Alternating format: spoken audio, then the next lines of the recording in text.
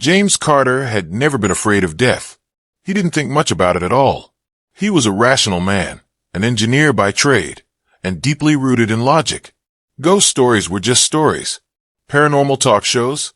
He turned the dial. So, when his Uncle Greg passed away and left him a small, forgotten house in rural Pennsylvania, James only saw it as an errand, a task to check off. Clear out the place, call a realtor, sell the property. Quick and clean. The house sat at the edge of an overgrown field, surrounded by trees that looked like they'd been there longer than the road that led to them. The air was thick with late summer humidity, and the windows of the house were clouded with grime. James parked his rental, grabbed a flashlight, and walked up the creaking steps of the porch. The key his uncle's lawyer had mailed him slid into the lock with resistance. It hadn't been turned in years. The place smelled like mildew, paper, and something else, something older. The walls were covered in faded wallpaper, peeling at the corners. Furniture was still there, an old recliner, a lamp with a broken shade, and stacks of books and papers scattered across every flat surface. James sighed. It would take more than a weekend. He started in the living room, sorting things into piles. Keep, donate, trash. Most of it was junk, newspapers from the 90s, outdated magazines, boxes of VHS tapes. He tossed them into a garbage bag until one caught his eye. A black tape with a white label. Scribbled in red ink were the words, "Play this one." It felt deliberate, like a dare. He hesitated, then placed the tape aside and continued working. The day wore on. As the sun dipped below the horizon, James finally sat on the old couch, legs aching, shirt clinging with sweat. His phone had no signal. No surprise there. He spotted an old TV in the corner. It had a VCR built into the bottom. He looked at the black tape. The moment he slid the tape into the player, the TV hissed with static. Then a flicker of an image. Trees. Shaky handheld footage of a forest. The camera panned slowly. It was dusk. There was no music, no narration. Just wind. Then came a voice. Male. Familiar. "If you're watching this," the voice said, low and strained, "then you already know." The camera turned to reveal the face of the speaker. James felt every muscle in his body seize. It was him. Older. Grayer. Hollow eyes. Same scar over the left eyebrow. It wasn't a look-alike. It was him. 10, maybe 15 years older. "I tried everything to stop it," the man on the tape continued. "But it always comes back to this moment. August 17th, 9:43 p.m. The cabin. Don't go there. No matter what." The tape cut to static. James ejected the tape. His hands trembled. There had to be an explanation. Deep fake. No, this was a VHS. Someone playing a cruel joke? But who? No one even knew he was here except his uncle's lawyer, and the house had clearly been untouched for years. He couldn't sleep that night. Every creak in the old floorboards made his skin crawl. The house felt colder than it should have. At 3 a.m., he grabbed his flashlight and went back into the living room. He reinserted the tape and pressed play. This time, there was more. The screen showed the same man, him, standing outside a cabin. The trees swayed violently behind him, as though caught in a storm. The sky was a deep, unnatural shade of red. "I've recorded this 100 times, the man said. "And every time, I end up back here. I don't know how this tape made it to you, but if you're watching it, maybe this is the one that changes things. Please, don't go to the cabin. At 9:43 p.m., on August 17th, you die. And something else, something comes back in your place." James paused the tape again. It was currently August 10th. Exactly 1 week. He spent the next morning searching the house. In the attic, he found old journals, one of them belonging to his uncle. The entries were sporadic, often rambling, but a few pages stood out. James is the only one left. I don't know how to tell him. The tape, it found me first. But it doesn't want me. It wants him. The cabin is older than the forest. Greg disappeared after he went there, then came back different. Burning the tape didn't work. Copying it didn't work. It always returns. James sat down hard, heart racing. He needed answers. Rational answers. That evening, He took the tape to a local videographer in the nearby town of Redding Hollow. The shop was cluttered, run by a man in his 60s named Clark, who looked like he hadn't changed out of his paint-stained jeans in a decade. "You got something rare here," Clark said, examining the tape.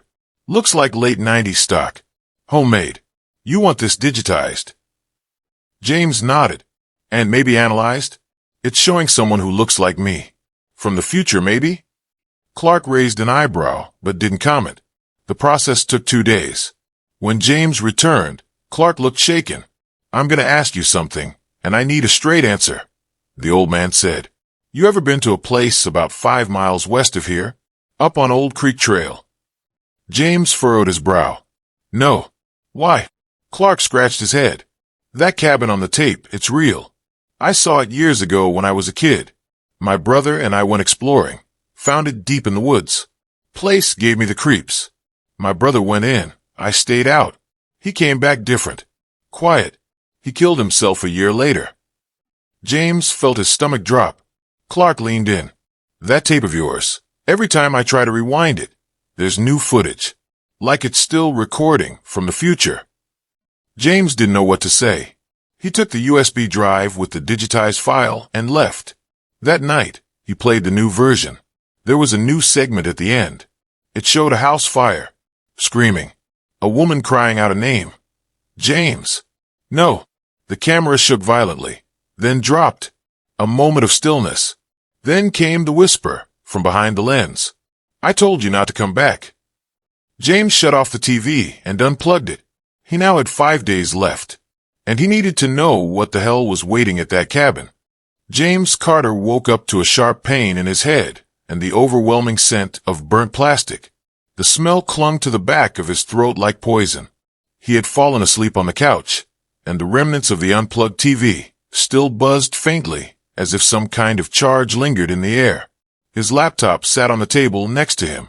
The file Clark had given him the day before, the digitized version of the tape, was open on the screen. The thumbnail had changed. He swore it hadn't looked like that before. Instead of the forest scene, the new thumbnail showed a flicker of a man's face, lit in the glow of fire. His eyes were wide, and his mouth open mid-scream.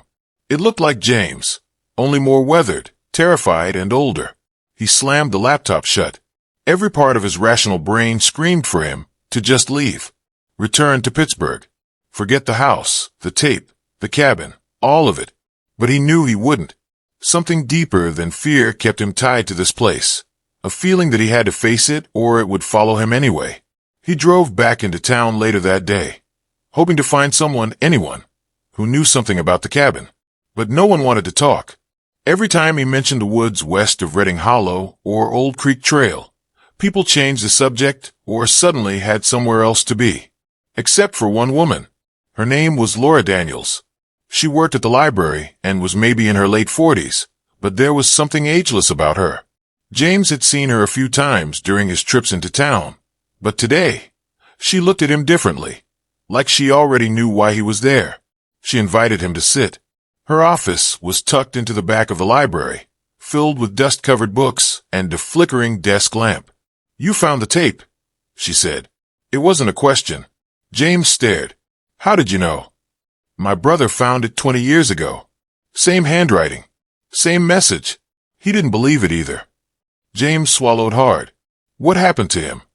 Laura looked away. He didn't listen. He went to the cabin. They found his body in pieces, but no blood. Just dried soil packed into his skin. The tape kept playing after that. Showed things no one could explain. Like it was telling the story before it happened. James felt cold all over. Laura handed him a folder.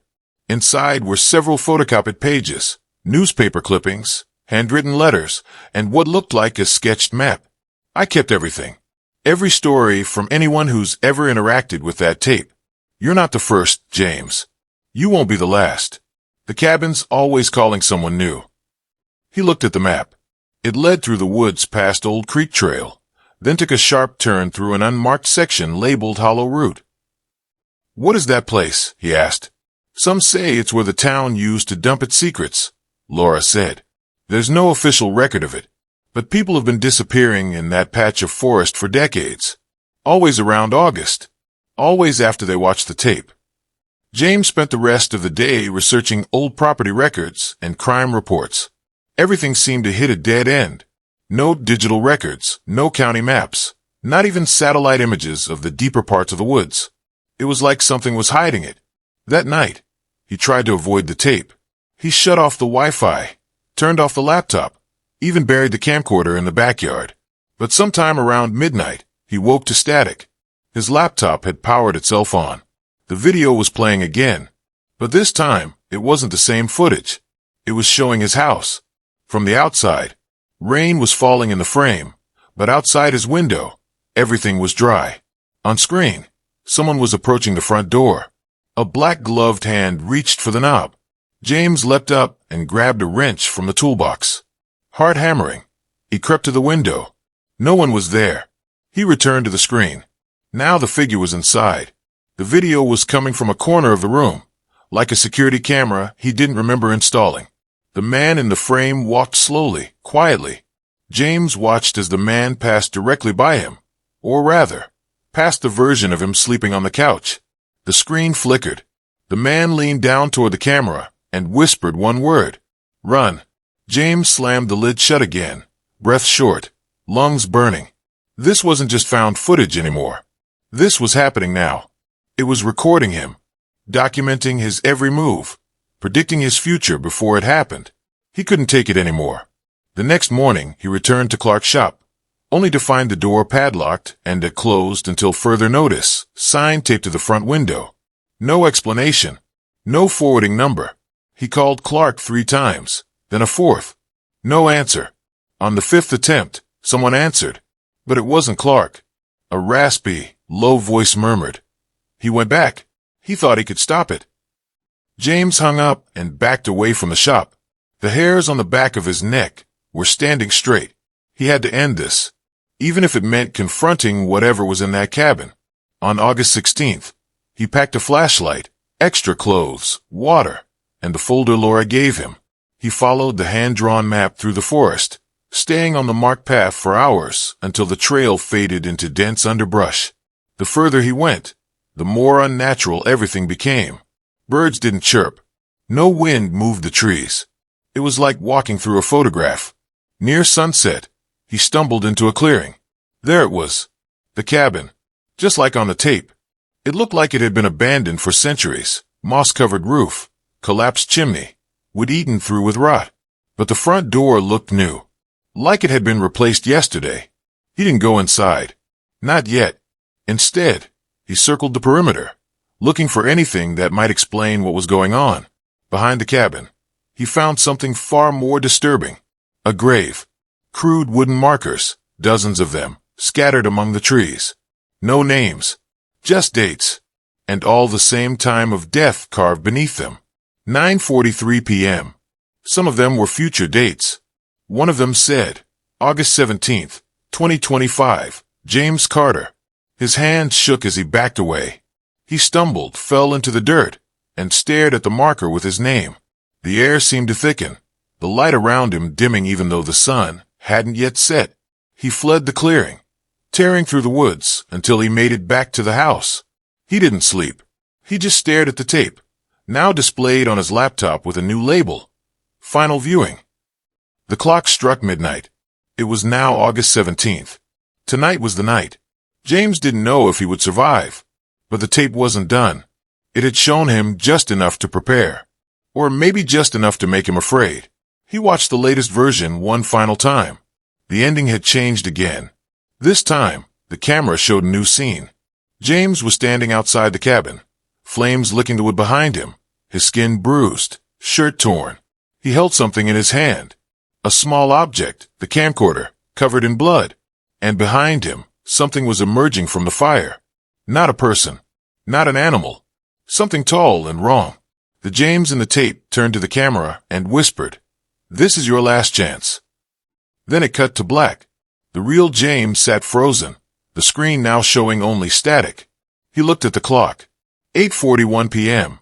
1 hour and 2 minutes until the clock read 8:41 p.m. James Carter sat frozen in the flickering light of the laptop screen, his heart pounding in his chest like a war drum. 42 minutes. That was all the time he had left, according to the tape. According to whatever dark force had written his name on a grave marker behind a rotting cabin in the woods. 42 minutes until something from the footage, something not human, was going to come for him. He paced the living room, trying to reason with himself, but no logic could compete with what he'd seen. He tried everything to break the chain. He buried the camcorder. He deleted the file. He burned the VHS. Still, every time he opened his laptop, the video came back, updated, longer, more real, more specific, predictive. It had shown him things before they happened, details he couldn't possibly know. His own face twisted in terror. Blood. Fire. The camcorder in his hands. He opened the folder again. This time, the video file was renamed once more. The final hour.mp4. His hands hovered over the keyboard. If this was the last message, he had to know. Had to see it through. He clicked play. The video opened with static, then cut sharply to a recording of himself, older again, standing at the edge of the woods, breathing heavily. Whatever's watching us, it doesn't just want death. The future version of James said. It wants the fear before it. It feeds on it. The tape is a ritual. A trap. A mirror. I've lived this night over and over. Sometimes I run. Sometimes I fight. But I always die. Always at 9:43. The camera zoomed in on his face. This version of James looked broken. Tired. Lost. Unless you do what I couldn't, he said. Burn the cabin. Don't wait. Don't try to figure it out. Don't hesitate. The video ended abruptly. James stared at the screen. His heart had slowed. His breathing deepened. Somehow, hearing his own voice plead for something simple, action, gave him a clarity he hadn't had since this started. He moved fast. Gasoline. Matches. Flashlight. Gloves. A metal crowbar. He threw them all into his backpack and ran out the door. The wind outside was unnatural, hot and thick like the air before a tornado. The trees in the distance swayed like they were alive. As he passed the old fence line, the house lights flickered behind him. His phone buzzed. He pulled it out. No signal. But the screen lit up with a text. From unknown. You're almost out of time. He didn't stop running. The path through the woods felt tighter now, like the trees had moved. The same familiar trail he'd followed days ago was warped, twisted. Branches clawed at his arms. He could feel something watching him. Not with eyes. With presence. He didn't look back. The clearing appeared all at once, as if the forest had parted in silence. There it stood, the cabin. This time, a dull, red light flickered through its cracks, like a slow-burning fire pulsing inside. The ground vibrated beneath his feet. He stepped toward it. 30 minutes. He moved around to the back of the cabin first. The grave markers were still there. Only now there were more. Dozens more. Freshly carved.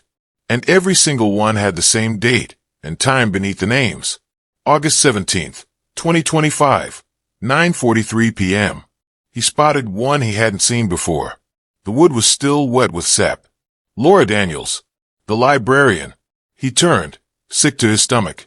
Had she come here too? Had the tape claimed her already?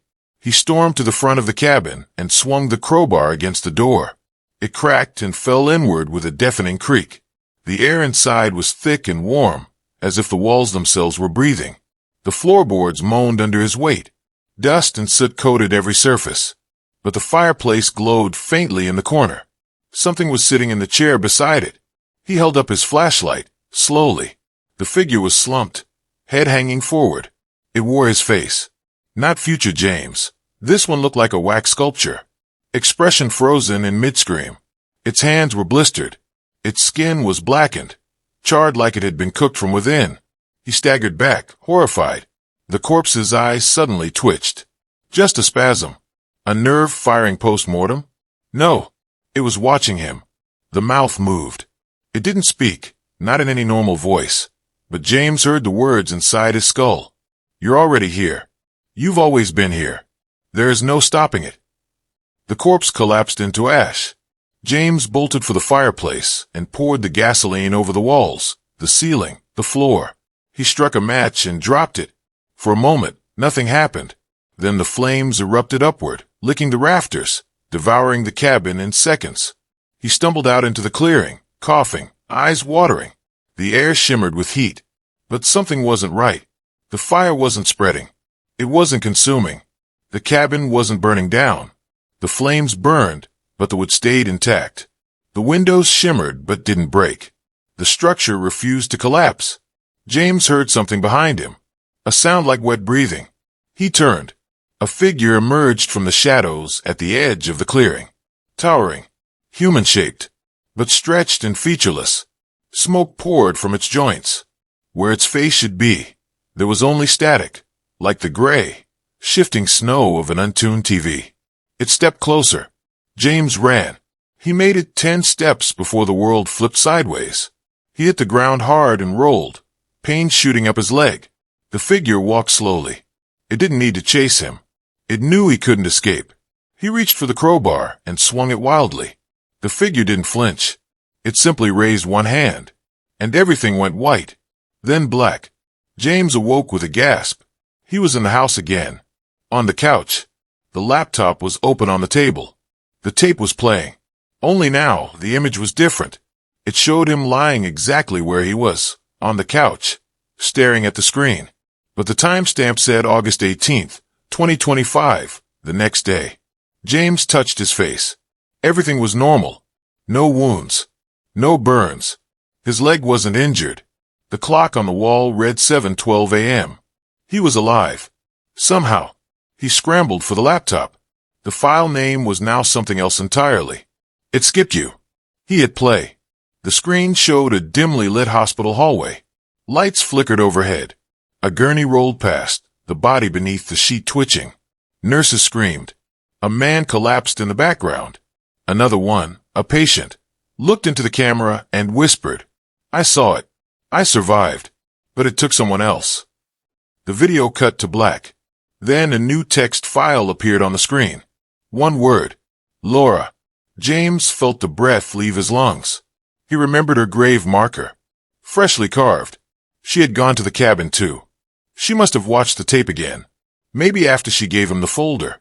Maybe she tried to help.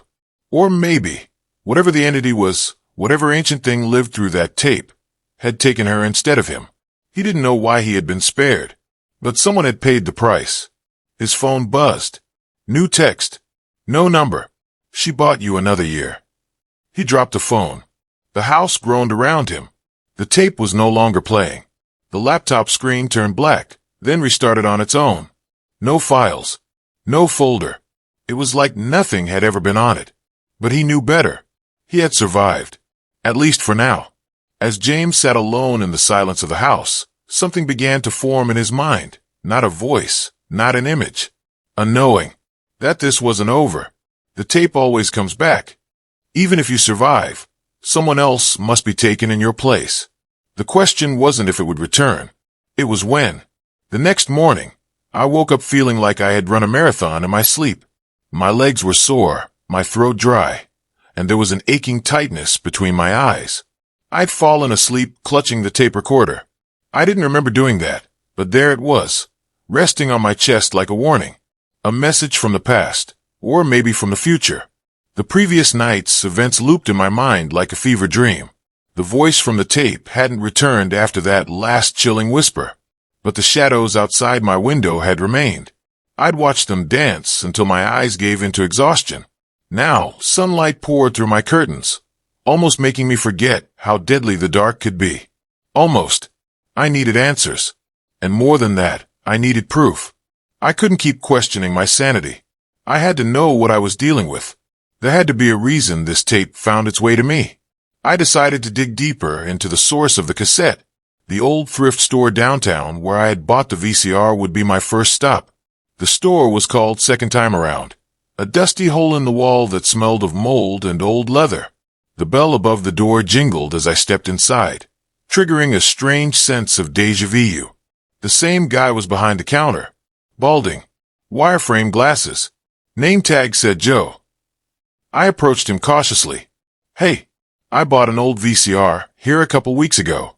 It had a tape in it, no label. Kinda weird. Can you tell me where that VCR came from?" Joe looked up from the newspaper, eyes scanning me slowly. "You're the guy who bought the Panasonic." "Yeah." He scratched the side of his nose. "That one came in from an estate sale. Old house over on Morrow Hill. Belonged to a guy named Carter Trammell. Loner. Didn't have family. Cops said he died in his sleep. Heart failure." I felt a chill trace my spine.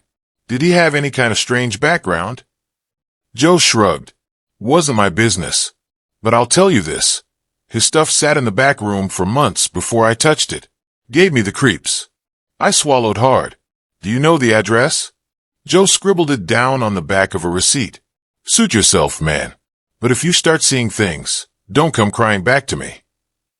I drove out to Morrow Hill that afternoon, unsure of what I was hoping to find. The house was still boarded up, covered in ivy and grime, like it had been swallowed by nature. There was police tape sagging across the front porch, half torn and brittle from the weather. I slipped under it. The front door was locked, but the side window had already been broken. I climbed in and was hit with the stench of mildew and something else, something rotten.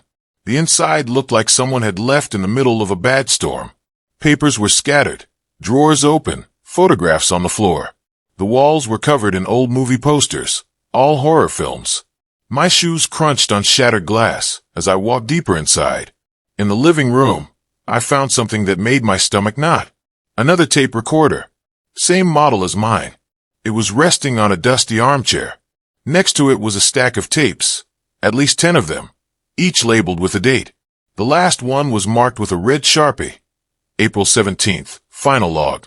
Today was April 17th. I picked it up with trembling hands and popped it into the recorder. Static. Then a voice. My voice. "I don't know how much time I have left," it said. "If you're hearing this, you've seen the signs too. The shadows. The voice on the tape. They told me when I would die. They showed me. And now, I think I understand. The tape isn't cursed. It's a map. A countdown. Every time you listen, it brings the end closer." There was a pause. Then more breathing. I tried to throw it away. Burn it. But it comes back. It always comes back. Because it's not just predicting death, it's creating it. The recording clicked off.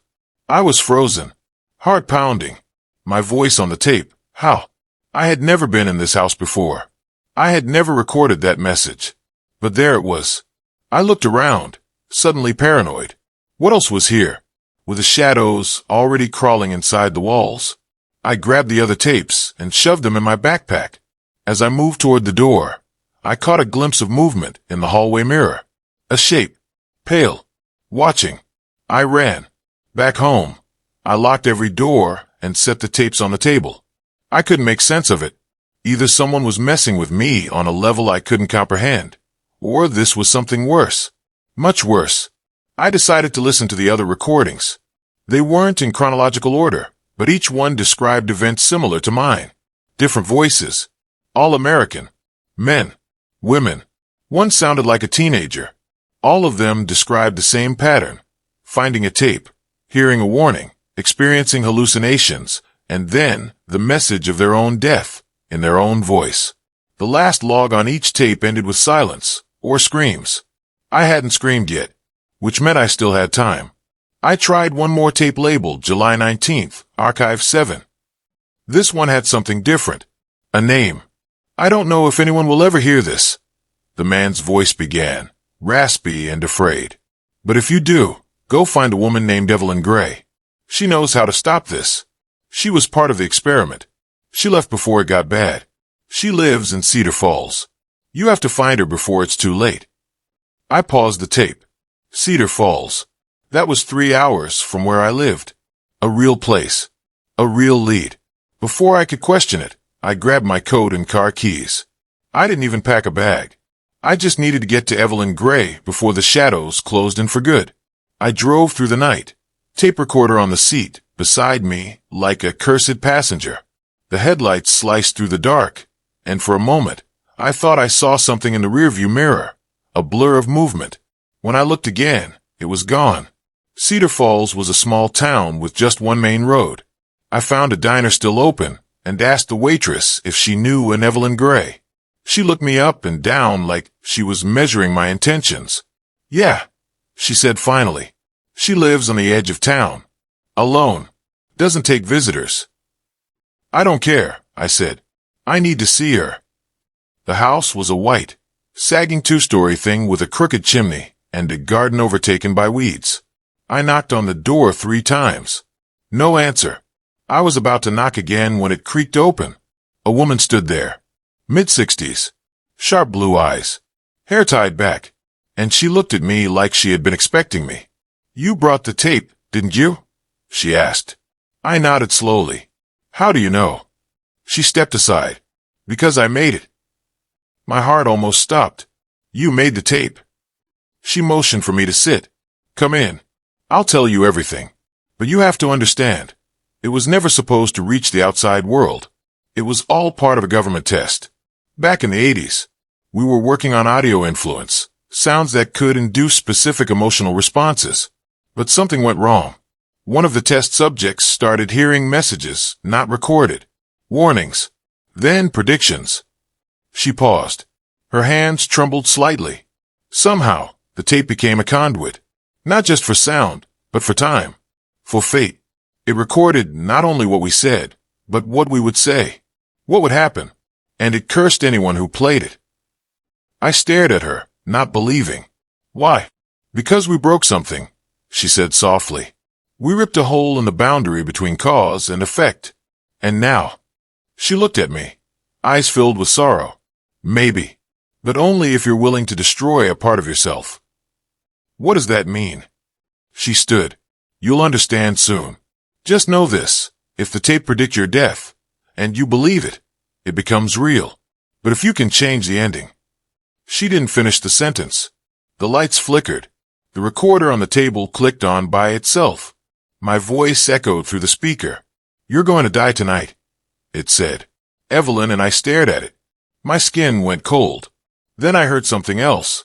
The front door creaked open again. And someone, or something, stepped inside. The walls of the bunker seemed to close in with every breath Daniel took. Sweat poured down his face as he sat before the camera.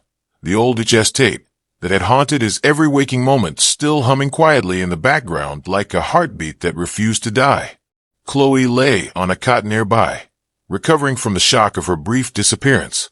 She was pale and shaken but conscious now, her eyes locked on him as though she feared what might come next. I think it's time we watched it together, Daniel whispered, his voice hollow. Chloe's fingers curled around the edge of the blanket. Daniel, you said the tape showed your death.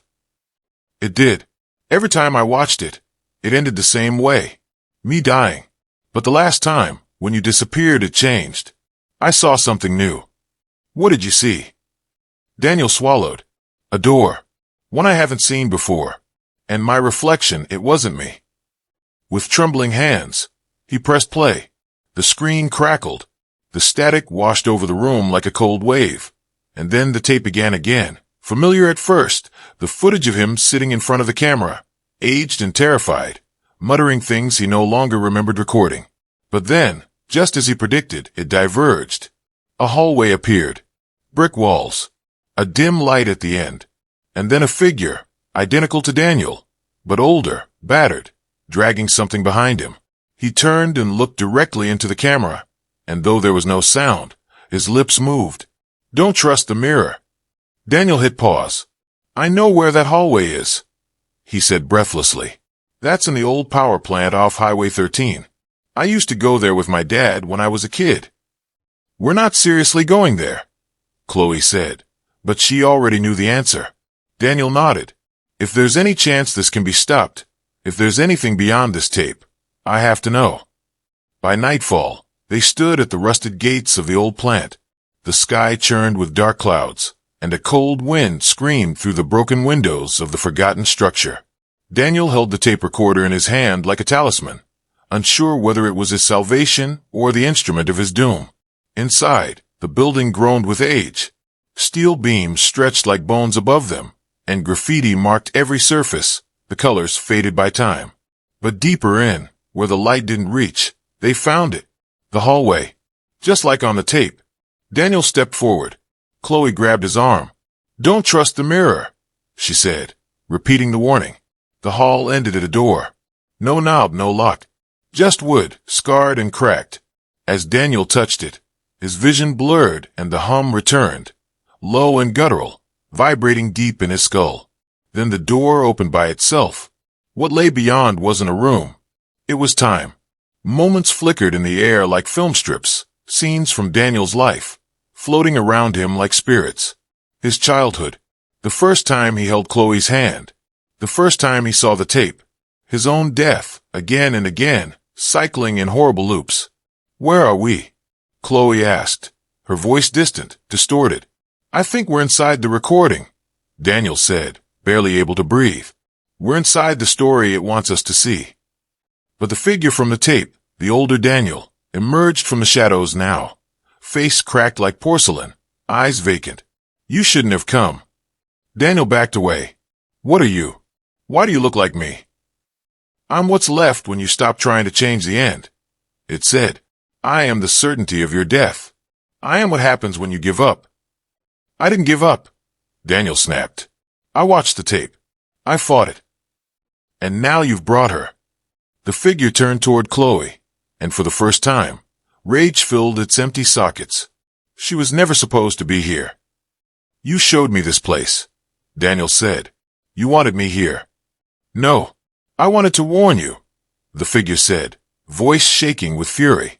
You weren't supposed to drag the miracle with you. What miracle? Then Chloe gasped, falling to her knees.